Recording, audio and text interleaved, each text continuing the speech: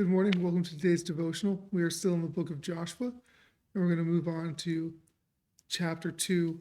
This is the verse that I think about when I think of the entire book of Joshua. This is when some spies go in to Jericho, and they are met in the household of the prostitute Rahab. And they really do just matter of factly go over this. Two spies go over to this land, and they went and they entered the house of a prostitute named Rahab and stayed there. They don't explain why they were led to do that or how they were led to do that. Just matter of factly, that's what happened. And they also matter of factly just say that the king of Jericho is aware that there are spies out in Jericho tonight, and that the king just sends a message specifically to this prostitute Rahab to bring out the men who have seen entered into her house. But when Rahab is asked, she explains that they were there, but that they had to go and that they left by the time the gates were closed, and so that they should chase after them. Well, she hid them up on the rooftops. And here we see a little bit of this faithfulness of God-fearing people outside of Israel. Even, again, a female prostitute kind of enters into this oneness with Israel, even though she is from Jericho. And so we see that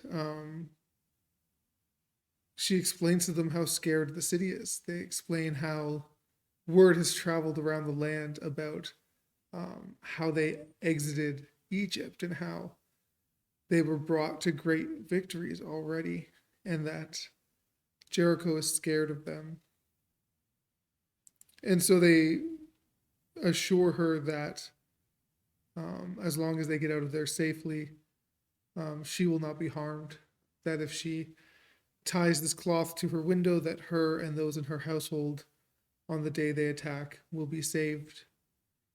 But to make sure that they are inside, because they will not be held accountable for what happens outside of her house.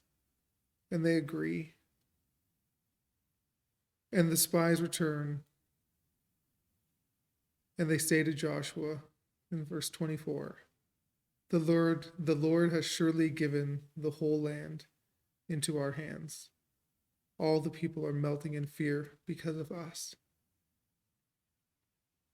And so we see here that this promise that Joshua is going to continue in the line of Moses here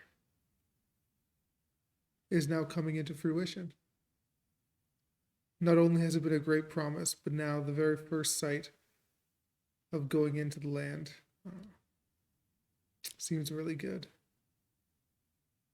And so we need to be assured as God's people, as his chosen people, that God does go beforehand, that God does prepare a way for his promises to be made whole. We need to be confident and excited when we get back information that shows that surely the Lord has given this land into our hands. And we need to celebrate and praise his name in those moments.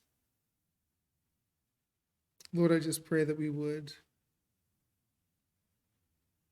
be excited and confident in your promises, in your will, in your kingdom come, that we would work towards that reality, that we would prepare for that reality, and that we would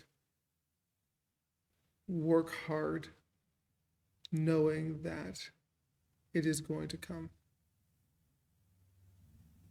And so please prepare us, and please prepare this church and this city for your kingdom come. Amen.